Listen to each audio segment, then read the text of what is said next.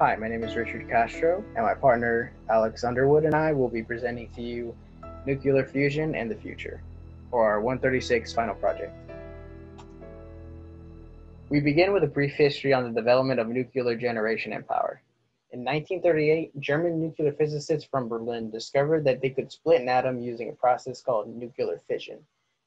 Fission is achieved when an atom of radioactive material splits into smaller atoms and releases a massive amount of energy. The discovery led to the development of fission reactors, and the first one being built in 1942 by Nobel Prize winner Enrico Fermi. After that, countries all over the world wanted to harness the new energy.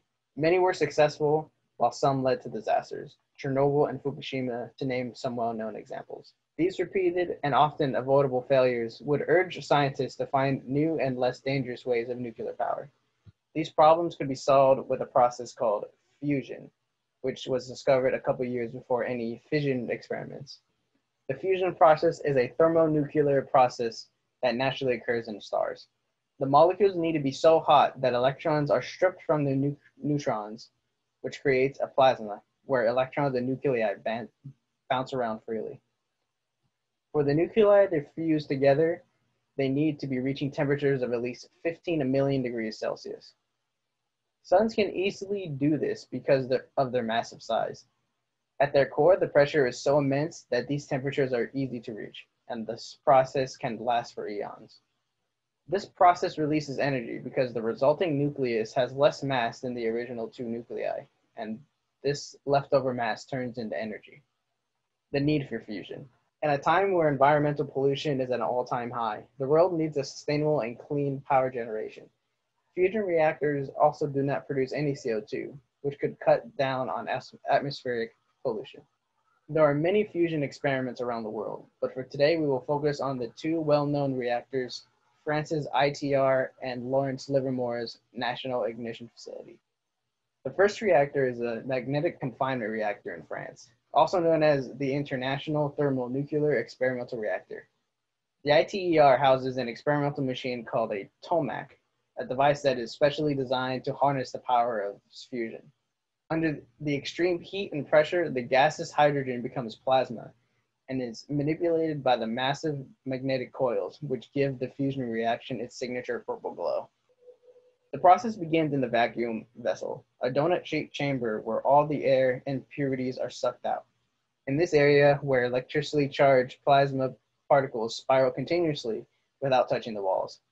Next, the largest superconducting magnets ever built manipulate the plasma inside the chamber. With the 10,000 tons of magnets, and the combined magnetic energy is stored at 51 gigajoules. The cryostat is used to provide an ultra-cool environment for the vacuum chamber and the magnets, easily the largest piece of tokamak, measuring at 16,000 meters cubed and weighing around 3,850 tons. If you look at the bottom right of the image, there's a small person used for scaling reference. While the cryostat provides a large heat exchange, the diverter is used to extract heat and ash produced from the reaction. It also minimizes plasma contamination and adds another layer of protection for the machine. Lastly, we have the blanket, a wall covered in beryllium tiles that completely covers the inner walls of the vacuum vessel and also protects the structure from the heat and high energy neutrons. Next, we will cover the National Ignition Facility Inertial Confinement Reactor in Lawrence Livermore National Laboratory in California. First up is the actual facility. Standing at 85 feet tall and 1,000 feet long, this building houses all the components for the inertial confinement reactor. Next is the lasers. This reactor has two parallel sets of 96 laser beams that are reflected and amplified across the 1,000-foot building. The beams need to make a pass back and forth about 4 times until the laser's energy is increased to about 500 trillion watts. After the lasers have reached their desired energy, they travel to a switchyard, where they are transformed from infrared lights to ultraviolet lights. The switchyard can be seen in the picture on the right. After the lasers are transformed, they continue to the target chamber where they converge onto a 150 microgram of hydrogen and heat it up to more than 100 million degrees Celsius. This causes the lasers to create X-rays and the hydrogen atoms to implode and fuse. Lastly, we have the fuel and its container. This hydrogen fuel is held in a small capsule called an HALROM. which is about the size of a dime. The cylinder contains atoms of deuterium and tritium, hydrogen atoms with a different number of neutrons. The main two types of fusion reactors that are being developed today are magnetic confinement and inertial confinement. Magnetic confinement involves hundreds of cubic meters of deuterium-tritium plasma at a density less than a milligram per cubic meter. This plasma is then confined by a magnetic field at a couple atmospheres of pressure. After the correct pressure has been reached, the plasma is heated to facilitate the fusion reaction of the deuterium and tritium. There are several different types of toroidal confinement systems, but the ones with the most promise are tokamaks and stellarators. Next. Current fusion development continued. Stellarators are another type of magnetic confinement reaction. They operate similarly to the before-mentioned tokamak reactors, but they add another step to the confinement process. They use extremely strong electromagnets to generate a twisting magnetic field that wrap the long way around the torus-shaped plasma. Scientists believe that this type of reactor could lead to real-world fusion power with more development and research. Next. The use of internal confinement reactors is a newer line of research and uses lasers or ion beams to heat the surface of a pellet of deuterium-tritium fuel. This then starts the ignition process, where the fuel implodes on itself, compressing and heating the inner layers. Then, once the core is subjected to the proper conditions to facilitate fusion reactions, this then begins the chain reaction with the rest of the fuel, causing fusion reactions in the fuel that had imploded. The limited amount of research that has been done on this form of fusion when compared to magnetic coupling has been done using super-focused lasers as opposed to ion beams. Next. The future of nuclear fusion.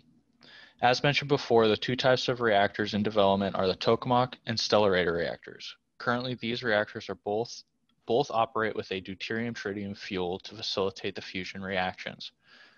But in the future, scientists and engineers hope to use a deuterium fuel as the main fuel source. This is because of the restricted use of tritium due to it being used to make nuclear weapons, as well as it having a long half-life, making it toxic waste if any is left over from the fusion process. Next. Next, we have future development plans. There are many developments that are currently underway to develop nuclear fusion to produce energy. Some projects underway are, as previously mentioned, the International Thermonuclear Experimental Reactor. The goal of this multinational project is to start the construction of a thermonuclear reactor in southern France to prove the usefulness of magnetic confinement fusion reactors to produce electric energy. The goal of this project is to produce 500 megawatts of energy for a continuous 400 seconds with an input of only 50 megawatts. Although no electricity will be produced in this experiment, it will still allow research to determine the feasibility of fusion as a generation method in the future. The next being Tokamak Energy. This is a privately owned company based in the UK that hopes to have a prototype to start testing their spherical fusion reactors by 2030. They are working on the development of high-temperature superconducting magnets, or HTS magnets, as well as a plasma exhaust system at the moment. The exhaust needs to handle high levels of heat and particle bombardment to remove impurities and waste from the system.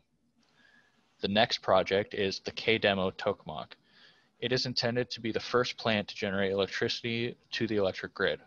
According to the Princeton Plasma Physics Lab, the reactor is foreseen to generate almost 1 billion watts of power for several weeks. K-Demo is expected to start the first phase of development from 2037 to 2050. And this is to develop the components for the second stage. The second stage is where the reactor is meant to produce the expected energy. Next. Next, we go to pros and cons. Inherently in all processes, there are pros and cons to cold, and fusion is no exception. This process is still in the infancy of its development, therefore not all is known about the processes involved with it and the impacts to the environment in the future. The pros of nuclear fusion is that there would be a massive reduction in the impact to the environment from the increasing demand of energy. The next is there's no danger of runaway fusion reaction because it is impossible. Any malfunction in the fusion process results in the plant rapidly shutting down. Next, we have the cons. The cons of nuclear fusion are that fusion doesn't have equal power density to the currently used uranium fission process, therefore leading to larger plants necessary to produce the same amount of power from a fission plant. The next con is that although there is no long-term radioactive waste, there would be a short-term to medium-term radioactive waste problem due to the activation of structural materials. There are also concerns that possible release of tritium into the environment. Although there is a small amount of tritium in a fusion reactor, no system is perfect, and through the life cycle of multiple reactors, the quantities of tritium that could be released is the reason that the hopes are that deuterium fusion processes are being looked into. Thank you for seeing our presentation, and have a good day.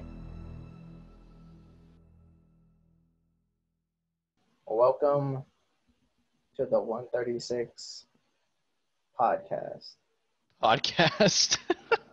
In 1938, In 1938, German nuclear physicists from Berlin discovered that they could split an atom. Holy crap. God. Holy shit. Well, at least we got the bad one out first, you know what I mean? Yeah. Okay. My God. Everything that could have gone wrong went wrong there. It's just one after the other. Jesus Christ. I'm like, okay, he's going to make a recovery, and then that happened. I'm like, oh, yep, that's fucked. Oh my God. So stupid.